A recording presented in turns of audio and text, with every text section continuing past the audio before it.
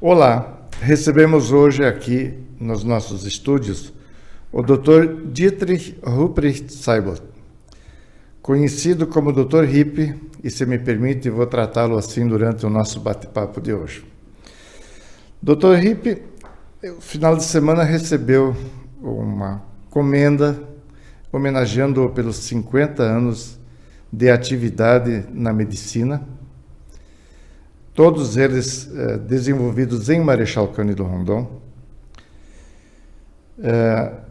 O senhor que chegou aqui criança, aos 8 anos de idade, nasceu na Alemanha, morou um tempo em Santa Catarina e veio com seus pais, seu pai médico e sua mãe professora, morar em Marechal Cândido Rondon quando aqui era praticamente uma selva ainda. Depois o senhor saiu daqui para fazer seus estudos e voltou aos 29 anos como médico. Recebeu o bastão do Hospital Marechal Rondon do seu pai, aliás, do Filadélfia na época, né? E agora passou o bastão para o seu filho Eduardo. Nós gostaríamos de ouvi-lo e para que o senhor pudesse compartilhar aqui hoje conosco um pouco dessa história que nasceu lá em 1953, que o senhor veio em Marechal Rondon, e agora que o senhor está aposentado e pretende provavelmente viver os seus dias de aposentado em Marechal Rondon também. Dr. Hippie, explica para nós como era Marechal Rondon e que expectativa, que sonho de criança o senhor trouxe para essa cidade quando o senhor veio para cá com seus pais. Vamos começar por como era Marechal Cândido Rondon. Numa selva, uma clareira, cerca de 30 casas, com gente recém-chegada, mal acomodada em casinhas de madeira, e um hospital em construção. Como criança, aos 8 anos, você não traz uma impressão muito grande para a vida posterior, porque você vive bem onde teus pais estão bem. Mas foi perceptível que nem tudo foram flores no começo aqui. Meu pai veio para uma região que foi colonizada como adequada para a plantação de café. E os agricultores trouxeram reservas, obviamente, tiveram apoio da Maripá, plantaram grandes plantações de café, que é uma cultura muito trabalhosa. No entanto, a condição geográfica de Marechal Rondon fazia com que as geadas fossem muito intensas e elas sempre matavam de novo o café, até que os agricultores, então, mas já com as reservas consumidas, pararam de plantar café e resolveram voltar a fazer o que eles sempre souberam fazer, criar suínos e tirar leite, que é o que eles já vinham fazendo no Rio Grande do Sul. Quando eles haviam se recuperado razoavelmente desta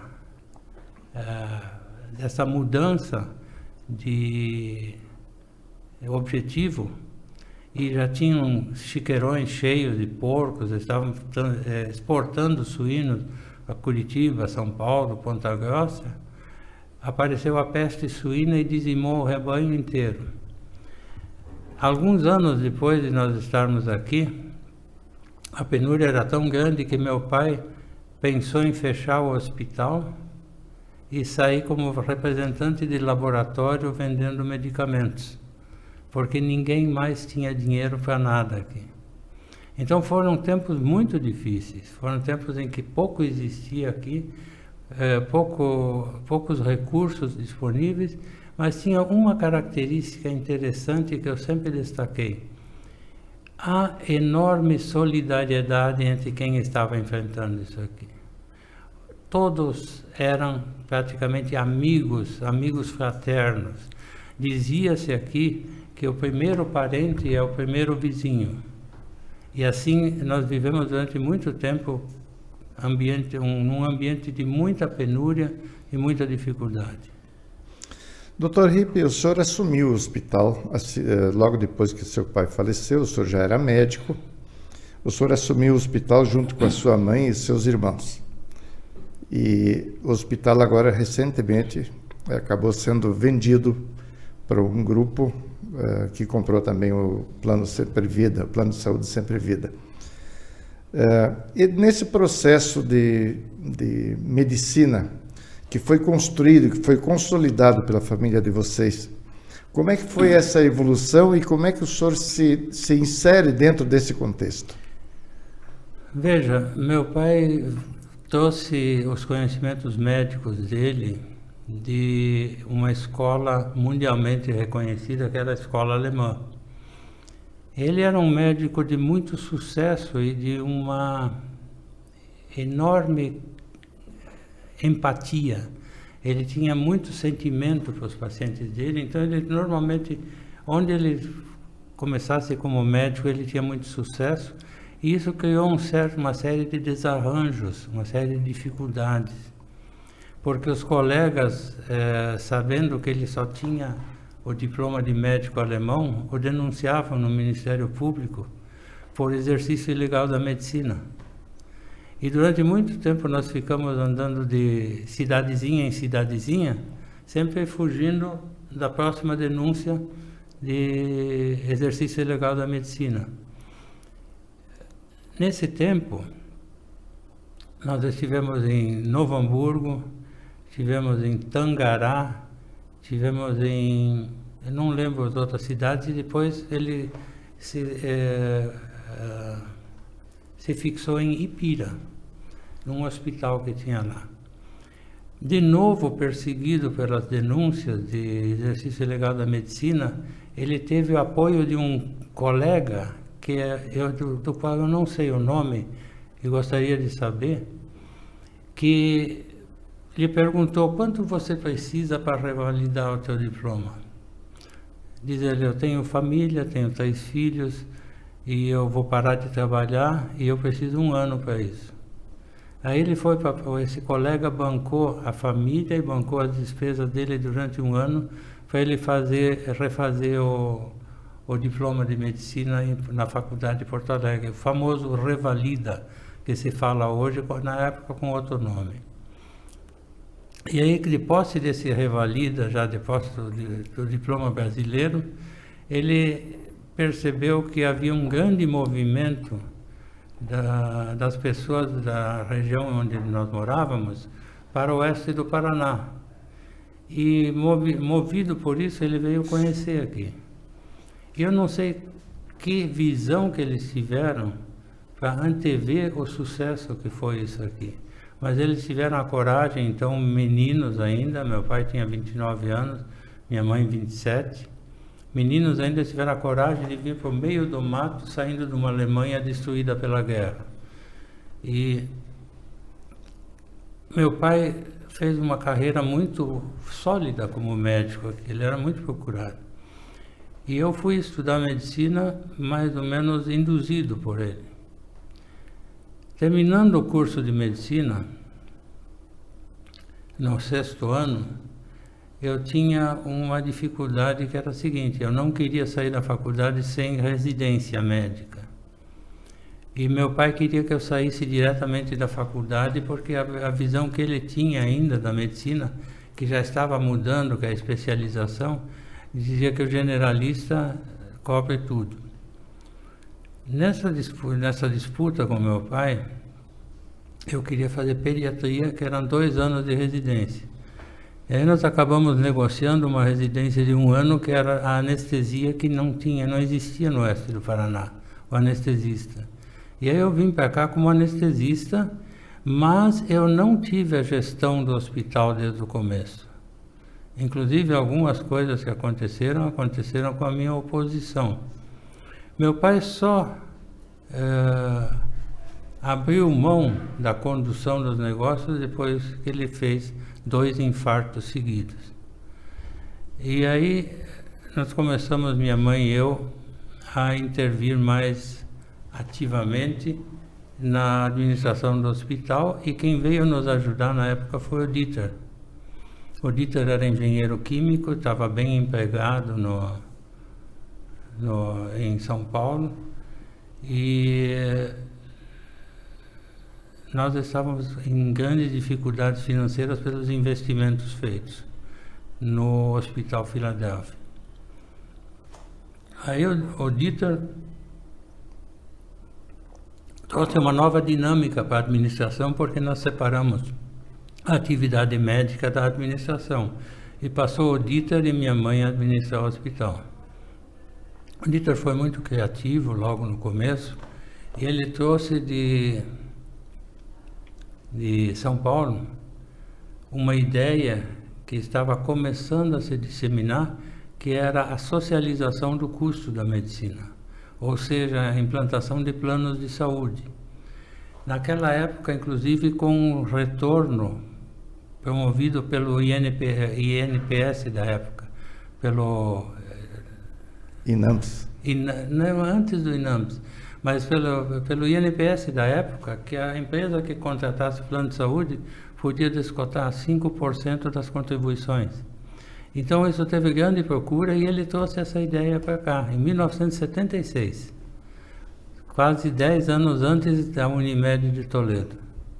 E nós começamos a vender esse plano de saúde, e isso nos deu força para investir bastante.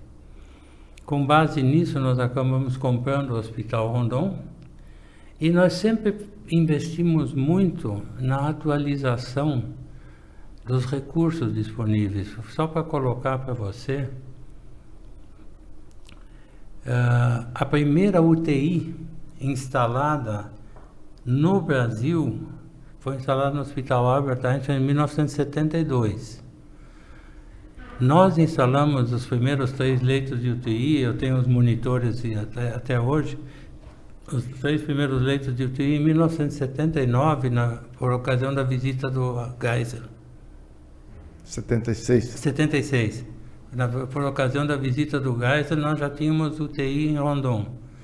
Para você ter uma ideia de como isso foi acontecendo, em 1980, 1980 nós já tínhamos ultrassom aqui. Era novidade no Brasil inteiro. Então a gente sempre foi investindo na atualização dos recursos que a gente tem. Dr. Rippe, a medicina de Marechal Cândido Rondon, nesse período que o senhor atua como médico, ela evoluiu paralelamente à medicina do resto do Brasil? Sim, com certeza. E também pela visão que a gente tinha disso. Nós, como eu falei para você, se no Brasil a primeira UTI foi em 72, em Rondon tinha uma UTI em 76. A primeira cirurgia por vídeo no Brasil começou em 1992 em São Paulo. Em 1995 foi feita a primeira aqui. Em 2000, antes que o oeste do Paraná tivesse, nós tínhamos tomógrafo aqui. E então nós sempre investimos muito para atualizar os recursos existentes. O senhor exerceu seus 50 anos de medicina em Marechal Rondon e dentro do mesmo grupo hospitalar. Sim. Só que, por ocasião da pandemia, o senhor se afastou das atividades médicas um pouco antes de completar os 50 anos. Hoje o senhor não atua mais como médico? Não, quando começou a pandemia, ela atingia principalmente pessoas de idade avançada, que é o meu caso, pessoas com comorbidades, que é o meu caso, eu tenho revascularização, eu fiz cirurgia cardíaca, e ela não estava escolhendo muito quem ela pegava. Eu perdi vários colegas que contraíram Covid por não levar a sério o vírus. Quando começou a pandemia mesmo, a pegar pesado, com vários milhares de mortos por dia, meu filho me chamou e disse: o senhor não entra mais no hospital. Ele me aposentou: o senhor não entra mais no hospital, porque não dá para enfrentar essa doença nas suas condições. E aí eu parei quando começou a pandemia. Naturalmente que ninguém de nós tinha vivido nada parecido com a pandemia até então.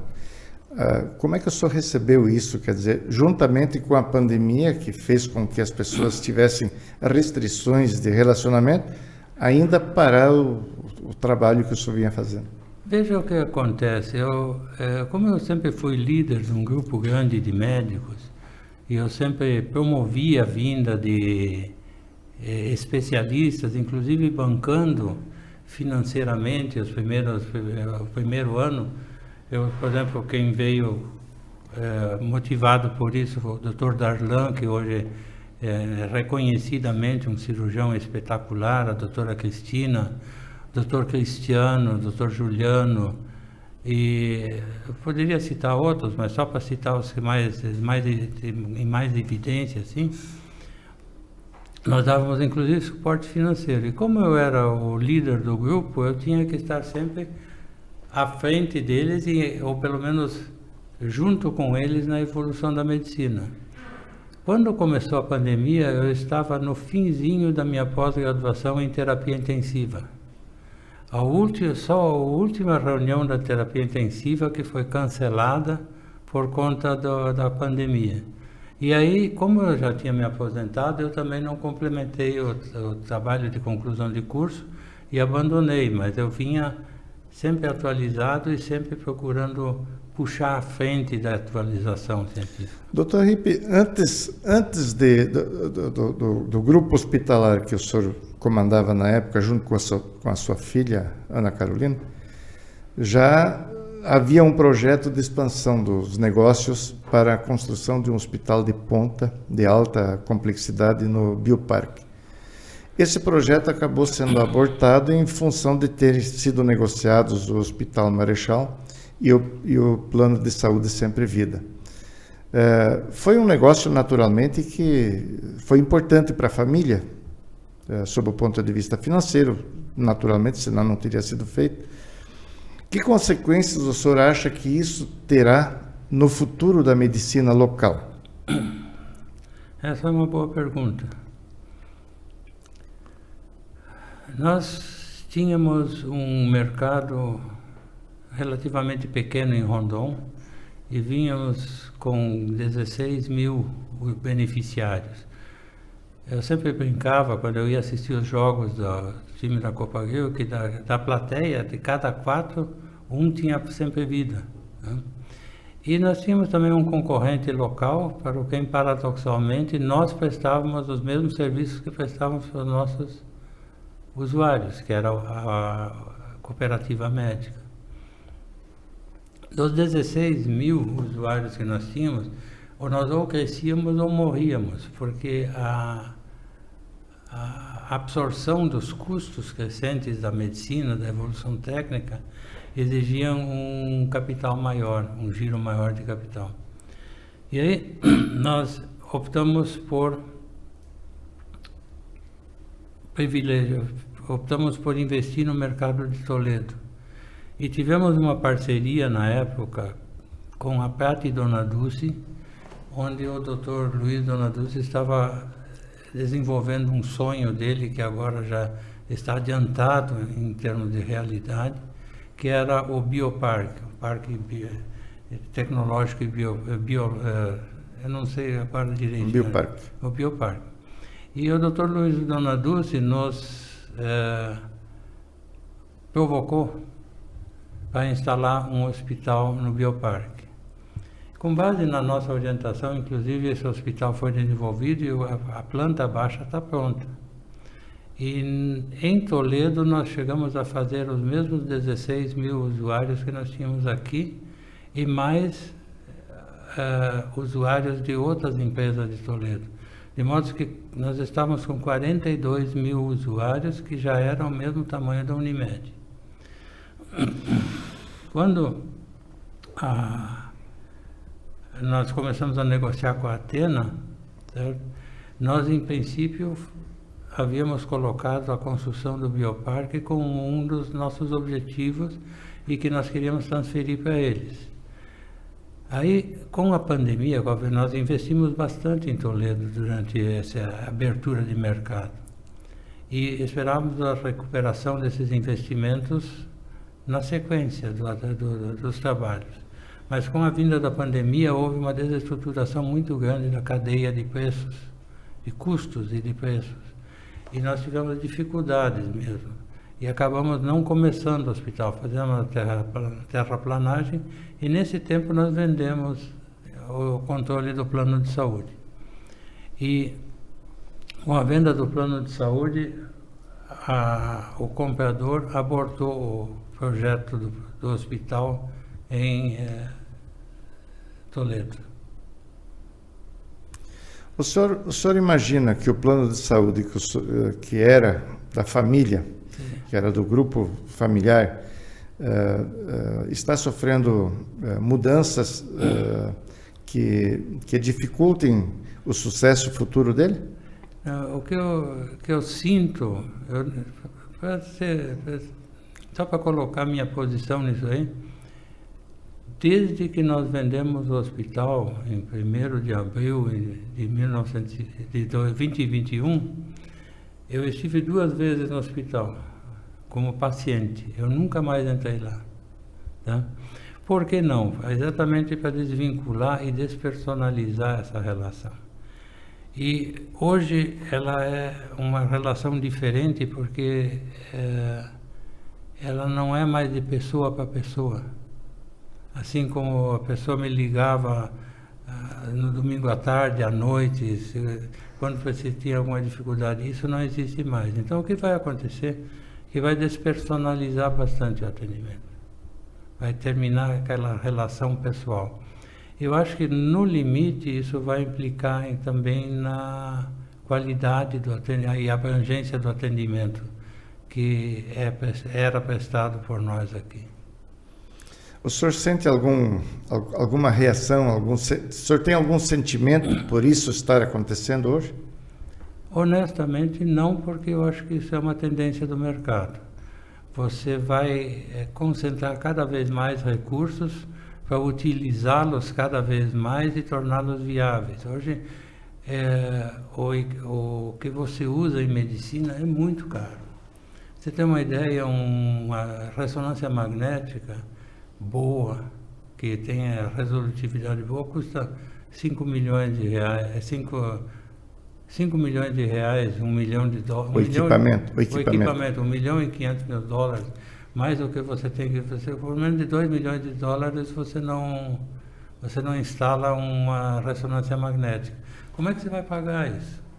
Num mercado pequeno como o nosso. Então o que vai acontecer? Isso aí vai estar instalado em grandes centros, em hospitais maiores, e os hospitais pequenos, assim como já aconteceu aqui na Redondeza, os menores já pararam, os hospitais intermediários hoje também vão diminuir a abrangência e vão ser mais pontos de passagem de pacientes de alta complexidade. Como é que o senhor vê a Unimed, da qual o senhor inclusive faz parte, como cooperado? Como é que o senhor vê o projeto da Unimed que está em andamento em Marechal Rondon com a construção do Hospital Novo? Eu sou cooperado Unimed. Desde a primeira reunião que houve aqui, eu sempre achei que a ideia da cooperativa médica seria necessária, inclusive.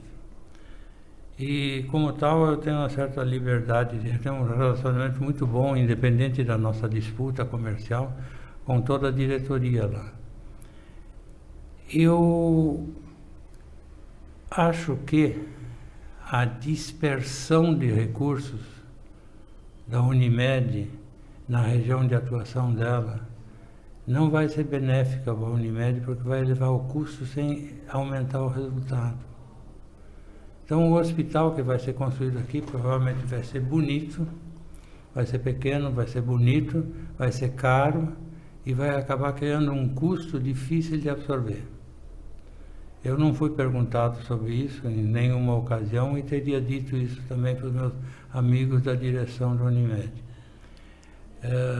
Eu acredito que não vai acrescentar em nada em termos de capacidade de atendimento e qualidade da medicina praticada aqui, porque os médicos vão ser os mesmos. O senhor acha que não vão vir médicos não. Com outras especialidades, não? De outras especialidades não virão. O que vai acontecer é que o hospital da Unimed, assim como o Hospital Rondon hoje, vão ter na porta uma ambulância com motorista, e quando o caso ficar mais grave, vão transferir o paciente para um hospital com mais recursos. Já acontece hoje com o Hospital Rondon e vai acontecer com o Hospital da Unimed também. Dr. Rippe, o senhor foi homenageado nesse final de semana, esteve com a família inteira em Curitiba para receber essa homenagem. Deve ser gratificante exercer a função de médico durante 50 anos sem ter havido nenhuma punição disciplinar, é isso? É, punição ética, né? Punição ética, isso. Conta um pouco do evento e o que isso representou para o médico Dr. Rippe, essa homenagem em Curitiba. Deixa eu te dar 2 números. Meu pai tinha o CRM 630, eu não lembro o número certinho, mas meu pai tinha o CRM 630, ou seja, em 1953 existia em Rondon, no Paraná inteiro, 630 médicos. Nem todos atuando, porque alguns já podem ter parado e podem ter morrido, mas tinha 630 médicos. Quando eu vim para Rondon, o meu CRM era 3616, 3.616. Então o Paraná inteiro tinha 3.616 médicos. Hoje são 27 mil médicos no Paraná. Ativos? Ativos. Pelo menos são CRMs ativos, tá? Então, o ambiente médico mudou muito hoje. Na nossa época, eu me perdi um pouco na tua pergunta. Na homenagem dos 50 anos. Tá. E aí, desses médicos que têm o CRM mais ou menos o mesmo número que eu, são 50 anos de atuação, 200 médicos foram convidados a participar de uma cerimônia que reconheceu a forma de exercer a profissão.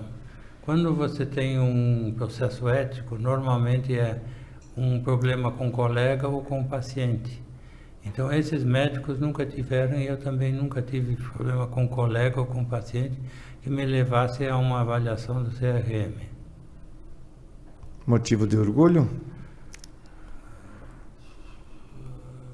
Missão cumprida. O senhor esteve com seu filho, Eduardo, inclusive, que compartilhou o momento contigo.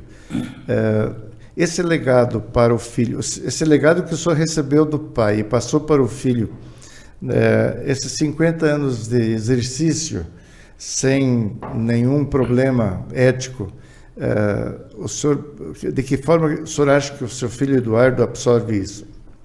Meu filho e eu sempre conversamos muito desde o tempo em que ele decidiu fazer medicina. E nessas conversas e nessas discussões que tivemos, eu orientei muito a formação dele. Com isso, ele se tornou um estudante de medicina excepcional. Ele era adorado no serviço dele. Todo mundo gostava dele. Ele foi preceptor dos acadêmicos no pronto-socorro do Cajuru. Foi, desde o 3º ano, um acadêmico plantonista do pronto-socorro do Cajuru. Depois foi preceptor. Foi residente de anestesia. Levou para o serviço uma série de novidades que nós estruturávamos aqui, só para ilustrar isso melhor. Hoje não há serviço de anestesia que não use ultrassom nos procedimentos anestésicos. Nós começamos com isso antes do Hospital Cajuru em Curitiba, porque nós compramos aqui, o Dr. Alexandre e eu compramos um aparelho de ultrassom, e o Eduardo levou para Curitiba para o serviço de anestesia e começou a usar lá. Hoje todos os serviços do Paraná têm isso aí. Então eu fui orientando ele e ele acabou absorvendo muito disso, e pela característica dele é muito determinado. Ele hoje é um motivo de grande orgulho para mim como profissional. Muito bem, doutor Ripe. Nós vamos mudar de assunto um pouco. O senhor, ao longo da sua vida, o senhor sempre foi um influente homem de bastidores políticos. Sempre teve atuação marcante, tanto na eleição do seu irmão Dieter para prefeito, como em várias eleições de deputado e outras eleições futuras, outras eleições que foram depois da eleição do Dieter. Domingo nós teremos um segundo turno para a presidência do Brasil. Talvez a eleição mais conflitante da história política brasileira. Não só pelos candidatos que disputam palmo a palmo o resultado desta eleição, mas também pelos problemas inerentes a esse processo eleitoral, com acusações de parte a parte sobre mentiras, fake news, ingerência indevida do TSE, que geram naturalmente uma expectativa bem diferente em relação às outras eleições que nós vivemos até agora. Qual é a sua perspectiva se Jair Bolsonaro for reeleito presidente? E qual é a sua perspectiva se Lula voltar ao poder depois de tudo que aconteceu com ele? Primeiro, eu acho que está sendo muito generoso em me atribuir uma influência e uma importância que eu nunca tive. Mas eu sempre me mantive mais ou menos racional e afastado de paixões, então você consegue, às vezes, administrar tensões dentro dos grupos, etc. Foi aí que eu atuei.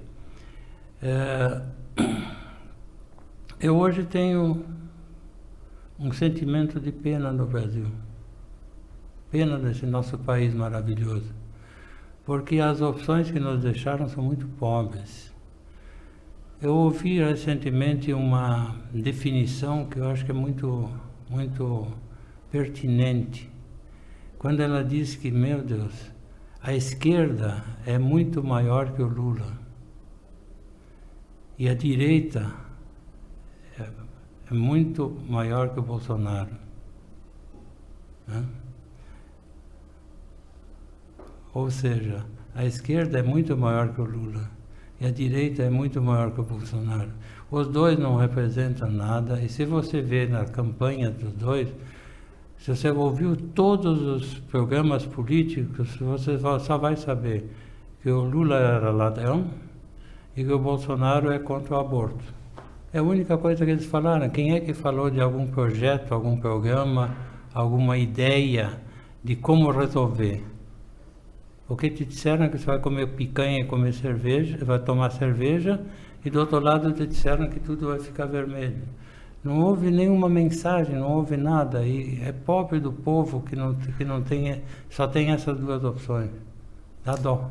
A que você atribui esse imenso calor dessa campanha política?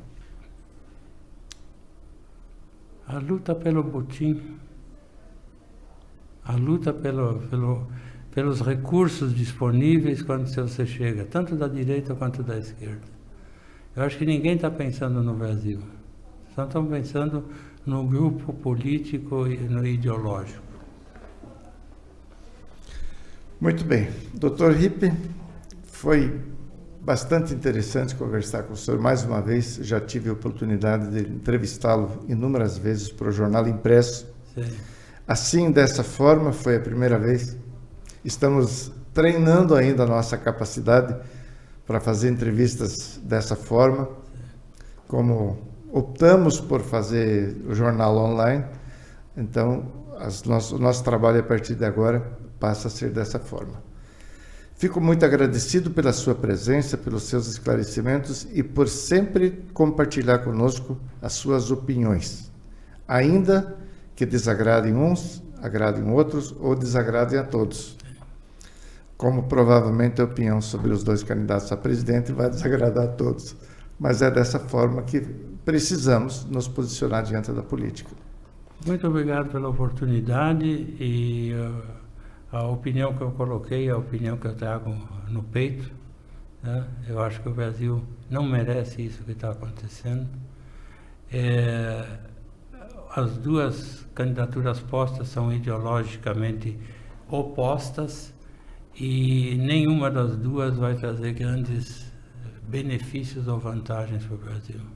Agradecemos a sua presença aqui hoje, agradeço também o Wesley Stankiewicz, que nos prestigia na parte técnica, e a você que nos acompanhou até esse momento, que teve a paciência de assistir a nossa entrevista. Muito obrigado pelo prestígio. O Presente, você bem informado.